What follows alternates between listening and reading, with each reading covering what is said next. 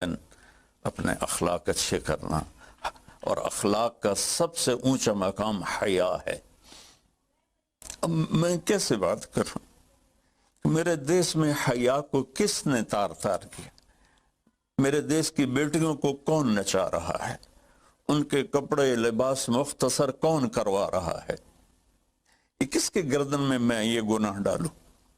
میں مجرم ہوں، میں نے اپنی قوم کو نہیں سمجھایا، میں اللہ سے معافی مانگتا ہوں۔ لیکن جب مسلمان کی بیٹی بے حیائی کی طرف چل پڑے اور نوجوان بے حیائی کی طرف چل پڑے تو اللہ کی رحمت، سب سے زیادہ عذاب قوم لوط پر آیا کہ وہ بے حیائی میں ساری باؤنڈریز کراس کر گئے تھے، تو اللہ تعالیٰ نے ان پر 5 عذاب بھیجے۔ 5، کسی قوم پہ 5 عذاب نہیں آئے، ایک ہی عذاب آتا تھا، ان پر 5 عذاب آئے۔ تو تیسری بات میرے نبی نے فرمائی ہے کہ حیا والے بنو، حیا والے بنو۔ لیکن میری نسل ہے، مجھ سے خان صاحب نے بات کی تھی پہلی دفعہ کہ میں چاہتا ہوں کہ میری یوتھ اللہ کے نبی کے ساتھ جڑے، چونکہ جو ہمارے کالج ہیں، ہماری یونیورسٹیز ہیں، ہمارے خاص طور پر جو یہ پرائیویٹ سکولز ہیں، یہ امت کو، نوجوانوں کو اللہ رسول سے کاٹ رہے ہیں۔ تو اللہ تعالیٰ یہ پہلا شخص ہے جس کے لیے میرے دل سے دعا نکلی جب اس نے کہا کہ میں نے آپ کو اس لیے بلایا ہے کہ میری قوم اپنے نبی کے ساتھ کیسے جڑ جائے۔ مولانا صاحب، آپ کی بڑی مہربانی کہ آپ معذرت کر رہے ہیں، لیکن آپ نے ہم سے معذرت کی نا، لیکن ہم تو اتنے اہم لوگ نہیں ہیں۔ آپ نے کہا کہ پوری قوم جو ہے وہ جھوٹ بولتی ہے، جھوٹے لوگ ہیں، اور میڈیا پہ ایک مالک جو ہے ٹی وی چینل کا، اس نے کہا کہ اگر میں نے جھوٹ ختم کر دیا تو پھر میڈیا ہی ختم ہو جائے گا۔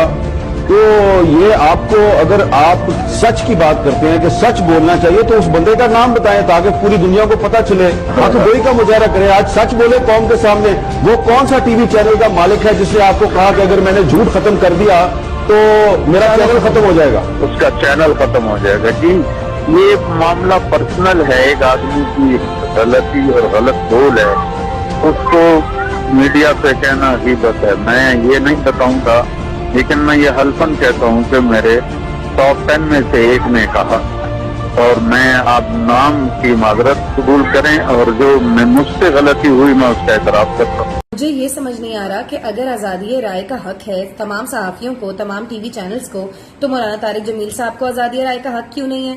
کیوں ان کی ایک حدیث بیان کرنے پہ ان کو معافی منگوانے کا کہا گیا؟ کس لہجے میں اور کس طریقے سے ایک عالم دین سے بات کی گئی ٹیلی ویژن سکرین پہ؟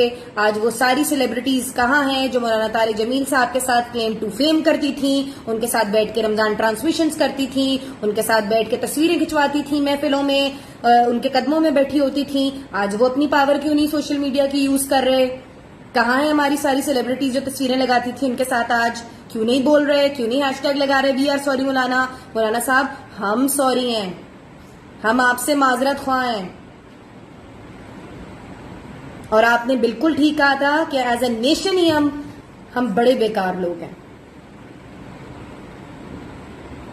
ساری سیلیبریٹیز کہاں ہیں اور آزادی رائے کہاں ہیں؟ اس بات کا جواب ضرور مجھے دینا ہے آپ لوگوں نے۔ آج میں بات کرنا چاہتی ہوں پاکستان کے انتہائی نیک، مخلص اور زبردست عالم دین جناب مولانا طارق جمیل صاحب سے۔ مولانا صاحب، آپ پاکستان کے سر کا تاج ہیں، پاکستان آپ کی محبتوں اور آپ کی مخلص دعاؤں کا مقروض ہے۔ جس زبردست طریقے سے آپ نے اپنے اخلاق اور قرآن پاک کی سمپل ترین انٹرپریٹیشن سے دنیا بھر کے لاکھوں غیر مسلموں کو محبت کے ساتھ دائرہ اسلام میں اللہ کی مدد سے داخل کروایا، اس پر ماشاءاللہ آپ کو جتنی دعائیں دی جائیں وہ کم ہے۔ آپ نے پرسوں اتنی عاجزی کے ساتھ گڑ گڑا کر اللہ تعالیٰ کو ان کی شان رحیمی اور کریمی کا واسطہ دے دے کر اپنے اس اجڑے ہوئے چمن کی آبادی کی، اس کی ترقی کی دعا کی، تو کیا غلط کیا؟ اگر آئینے میں کسی کو اپنا چہرہ بھیانک لگا ہے تو وہ آئینہ نہ توڑے، وہ اپنے کردار اور اپنے عمل کو دیکھے کہ اس کو کیسے خود کو درست کرنا ہے۔ آپ نے کوئی غلط بات نہیں کی مولانا صاحب۔ آپ پر یہ سوڈو انٹلیکچوئل لبرلز بھی شروع ہو گئے ہیں کہ مولانا صاحب نے خواتین کے لباس پہ بات کی، کوئی غلط بات نہیں کی۔ آپ نے کہا کہ ہماری نوجوان نسل کو اللہ تعالیٰ راہ راست پر لائے، تو کیا غلط دعا کی؟ ایسا نہیں ہوتا کیا؟ ہم کیا نہیں دیکھتے کہ بہت سے اچھے لوگ بیچارے محنت کر کے کوشش کر کے جہاں 5 سال میں پہنچ سکتے ہیں 15 سال میں شاید پہنچتے ہوں گے، لیکن جو لوگ رشوت لے دے کے غلط چیزوں کے لین دین سے غلط ڈیلز کر کے آگے نکل جاتے ہیں، ایماندار بندہ تو سوچتا رہ جاتا ہے کہ میرا کیا قصور ہے، کیا میرا قصور ایمانداری ہے؟ اسی طرح خواتین بھی بہت سی ایمانداری سے آگے نکلتی ہیں، لیکن بہت سی خواتین غلط کمپرومائزز کر کے آگے سے آگے نکل جاتی ہیں، ان کو بھی کوئی برا نہیں لگتا، اور جن لوگوں کے ساتھ کمپرومائزز ہوتے ہیں ان کو بھی برا نہیں لگتا۔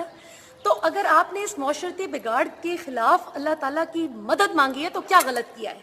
مولانا صاحب ہم شرمندہ ہیں، اور معافی ان لوگوں کو مانگنی چاہیے جو آپ کے اس بات پر کہ جی اگر میری کسی بات سے دل آزاری ہوئی ہے، اس کو بھی آپ کے خلاف حملے کے طور پر استعمال کر رہے ہیں، ان کو معافی مانگنی چاہیے، ان کو شرم آنی چاہیے جو پاکستان میں رشوت، چوری اور جھوٹ کا بازار گرم کیے ہوئے ہیں۔